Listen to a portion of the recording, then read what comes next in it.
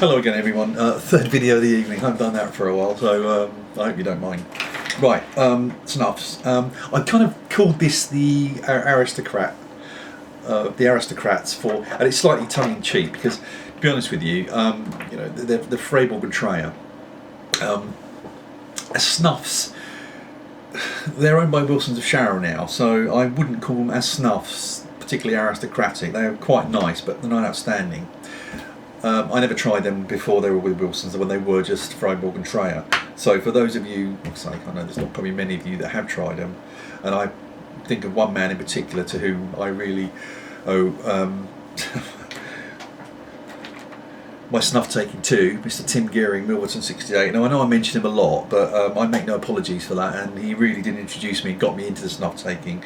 Was probably the very first guy I watched on YouTube, and you know, apart from his tobacco experience and knowledge, really but the guru as far as I'm concerned of snuffs. So let's go on with this. And now the reason I call them the Aristocrats, I'm going to read something here as I pop on the horrible glasses, is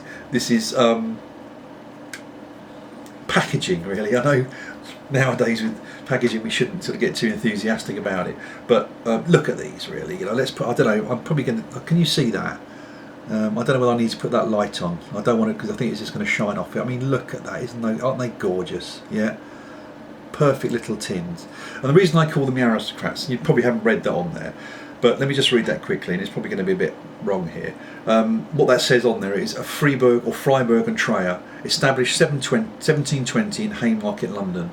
Tobacconists and purveyors of foreign snuff, to their late Majesties, the Kings of Hanover and Belgium, their late Royal Highnesses, the Dukes of Sussex, Cambridge and Duchess of Kent.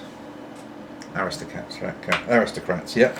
So that's why I've called them the Aristocrats, really. Now, in terms of age of snuff, I mean, I know even Wilsons of Sharrow have been going quite a long time. But it's interesting to see that, you know, aristocrats and royalty did take a lot of snuff. Now, one other thing I want to introduce here, again, this is only available in the UK, I think, but out of production now, is this marvellous little book here. It's part of a series we called Shire series over here, and they do some rather esoteric titles. They're fairly short books, but there's some very, very obscure headings on these ones as well. Let me just try and read a few of them out. I've got one about clay pipes and smoking accessories. But they do books on four-post and tester beds, the flute, firefighting equipment, fans, embroidered Stuart pictures, dyeing and dye stuffs, decorative lead work. You know, real esoteric stuff here. But this is a fascinating little book, actually.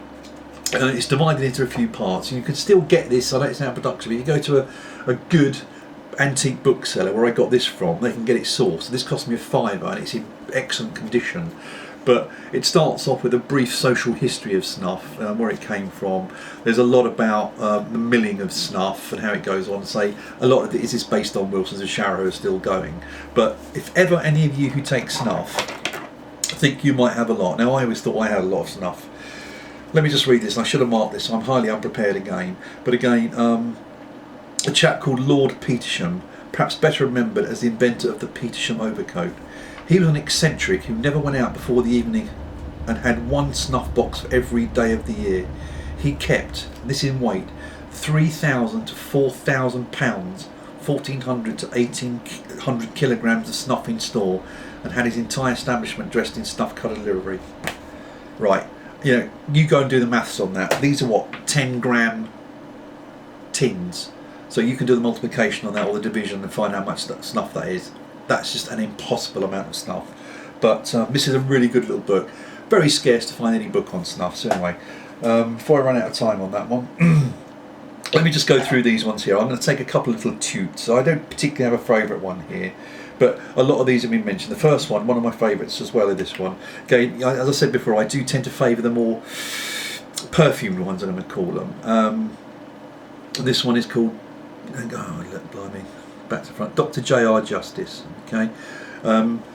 In terms of who J.R. Justice was, I'm not going to spend too much time on this because, again, Tim has done an excellent video on this. He was a character actor who made British films. I've put Tim's video all about J.R. Justice on my favourites there, because I thought that'd be easy to get to rather than putting a link to it. I mean, most of Tim's videos will go on my favourites, to be perfectly honest. But go and check Tim's out. This is really good. This is a mixture of Bordeaux and Morlex, I thought. Highly perfumed. I'm going to take a little toot of that. And again, I'm probably going to sneeze, so I'm just keeping a little pinch just moisten up. They are quite moist, these. And in some ways,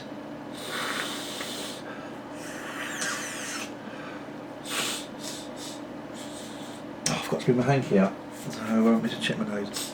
Oh, that's lovely. The tins are somewhat impractical because, you know, I like to take a pinch out of it, but there's only so far you can get down, really, especially with my big fingers, whereupon they have to be decanted.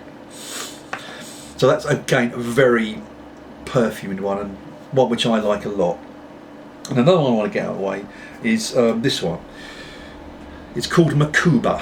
Now that's more of a, again, these are all, I think this is an SP, but the reason I wanted to mention this one, and you'll see this if any of you go on the snuff sites, you'll see the standard description that it is actually mentioned, although in a slightly different derivation, in one of the famous British authors, William Makepeace Thackeray. This is the Arthur Pendennis book. Now, apart from a lot of clay pipe smoking going on in this one with his friend George Warrington, you know, they lodged together in Bury Street near the Temple.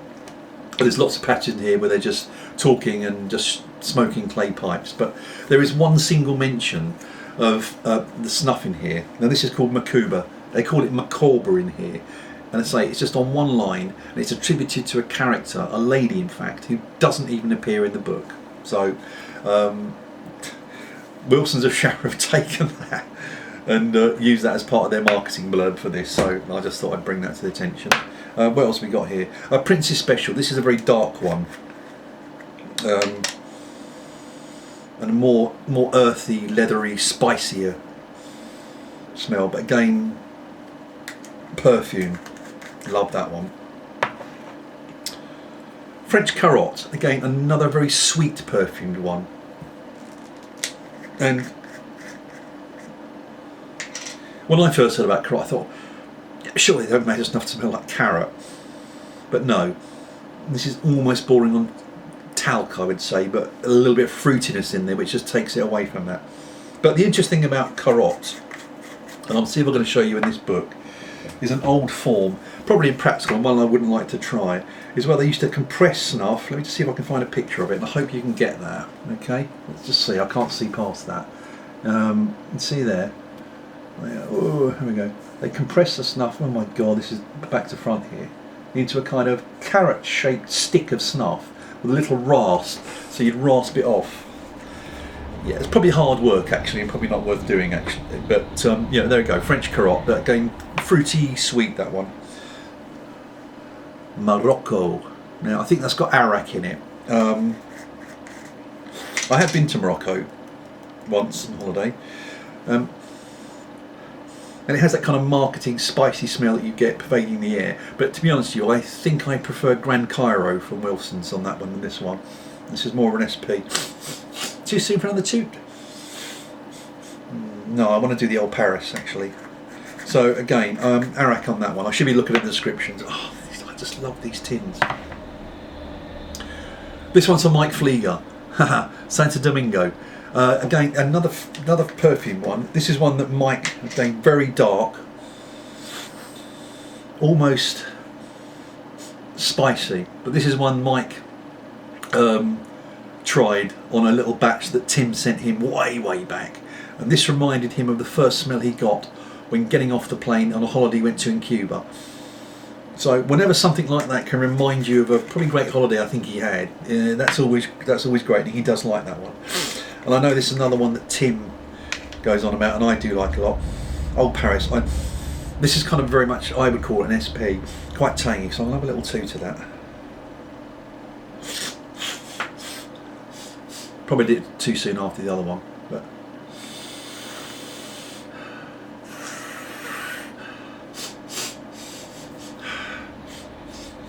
yeah, quite tangy that one.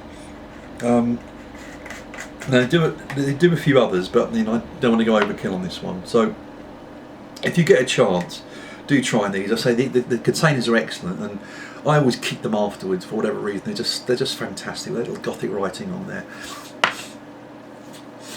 Are they the best snuffs? No, I don't think they are. Again, it varies. Where some of the flavours are similar, I will prefer other millers or other manufacturers to these. I mean, Prince's Special, you know, I think there's a lot of them. You know, I certainly Wilson's do a Prince's Special, although they're not entirely similar.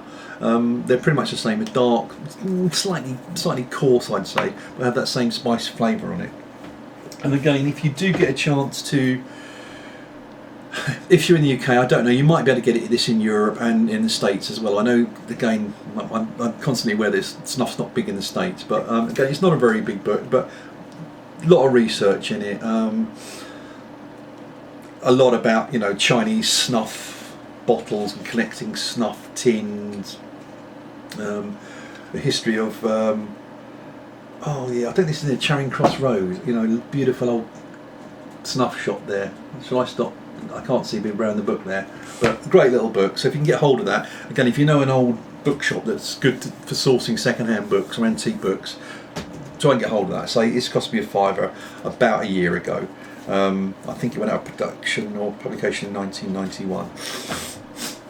So what I leave it at that for the time being. The next one I'm going to do on snuff is again one entirely I have again to thank the team. It's the German snuffs, Bernard and Polscher, which I've really been enjoying. Some quite unique flavours there. So perhaps next week I'll leave the snuff ones for a while because I know this is a predominantly tobacco smoking channel. For those of you who are interested in that, pop back next week and I'll go through some of the German stuff which I really like, the Schmaltzers, some of the Colombian oil flavoured ones which are quite different from the ones I'm used to from the English millers. So again, if you've got to this one, the third video of the evening, thanks very much. Well done guys, and it's hard going. I'm off now to catch up with some videos, have a pint, probably have a little glass of cheeky wine, and coming back to those of you guys that have perhaps waiting for me or perhaps just given up. Okay, so until next time guys, all the best, happy smoking, take very good care, bye bye.